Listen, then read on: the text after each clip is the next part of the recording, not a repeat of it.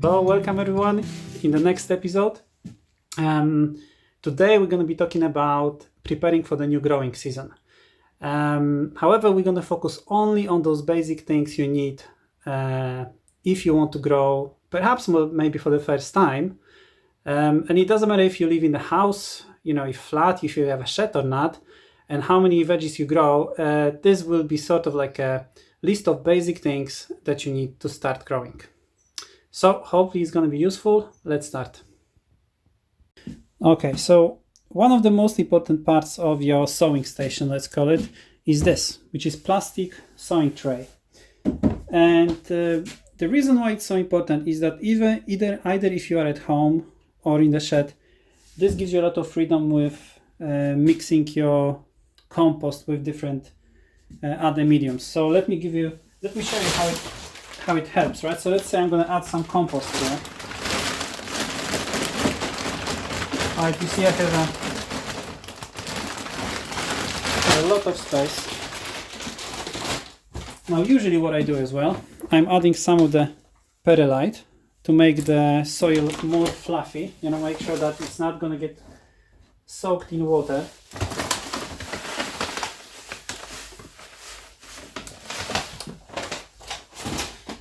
And in a tray like this you can easily mix everything up, right? Now once everything is mixed up, I usually push this thing over there, pick up one of the sowing trays, and with potting tray like this, it's fairly easy to just simply fill it up. Right. So as I said, very useful. I think this is probably the most important part of the whole setup. There is also one more tip I want to tell you about. Sometimes you buy compost which is not very good quality. It happens. Sometimes compost will have small branches in it, or maybe bigger lumps, things that didn't break thoroughly, right? So what I usually do, I use something that's gonna be used as a sieve, right? So let's say we're just gonna use this, and as you go, and again you should probably have something like bigger tray for that, like this one. Potting tray is very useful.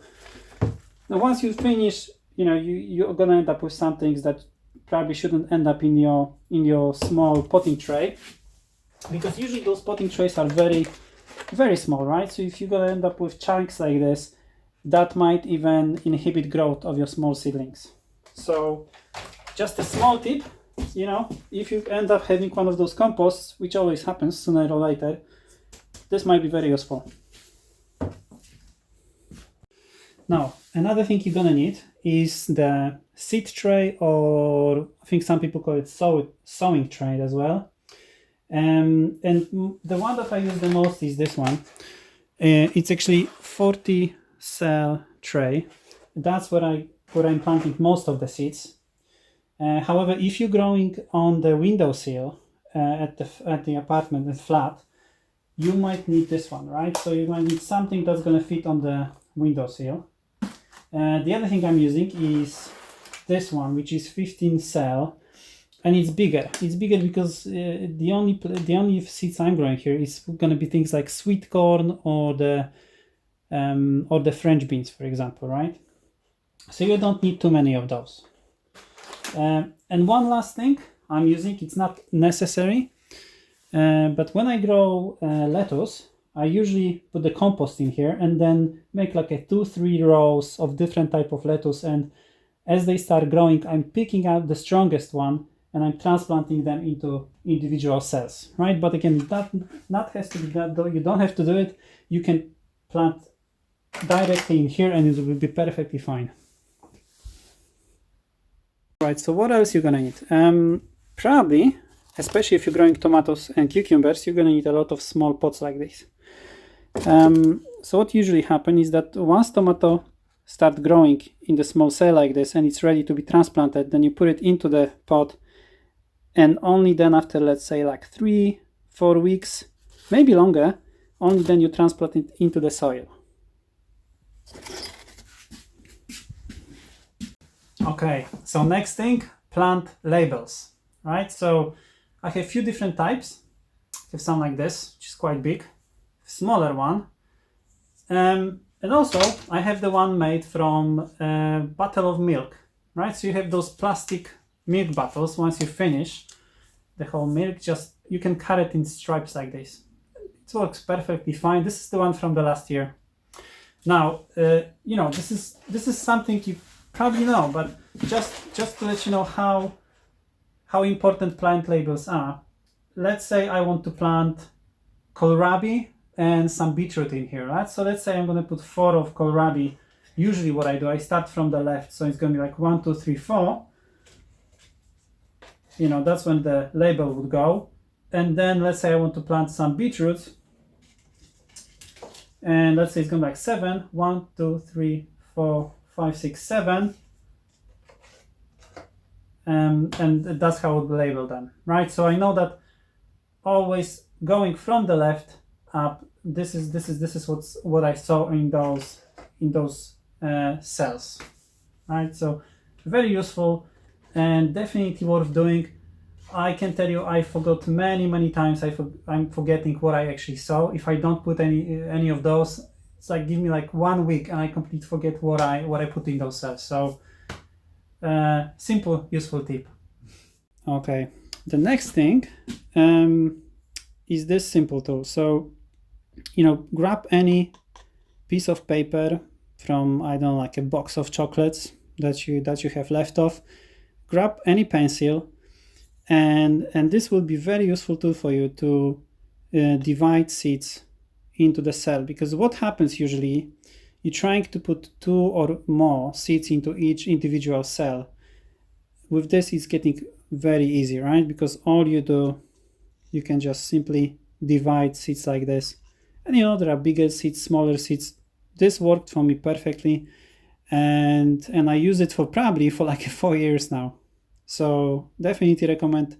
So last but not least is compost, right? So what I usually do, I'm trying to buy best compost I can get, at least 1 bag of it, like 50-60 liters, and this bag will be only used for sowing seeds, right?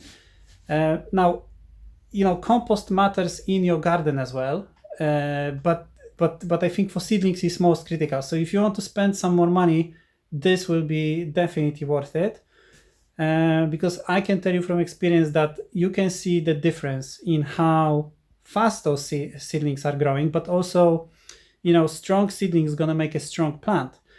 And plants usually have a hard time at the beginning of the season. You know, they have to you know, be strong against the wind, maybe colder weather, maybe some slug damage.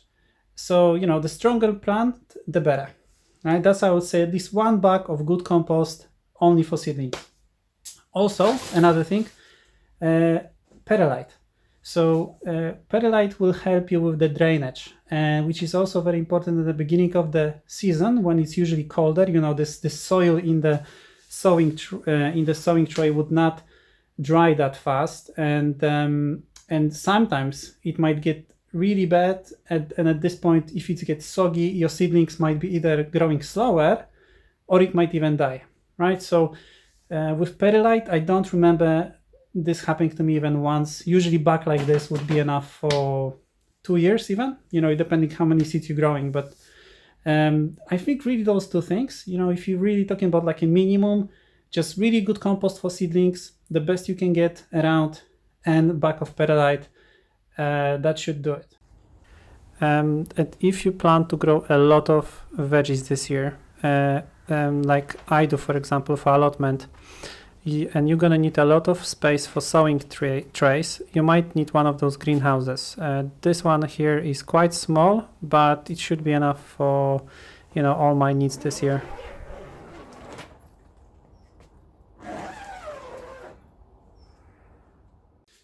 All right, so I guess that's gonna be it. At the end of the video, I will put the list, summarize with the list of all the items I was talking about.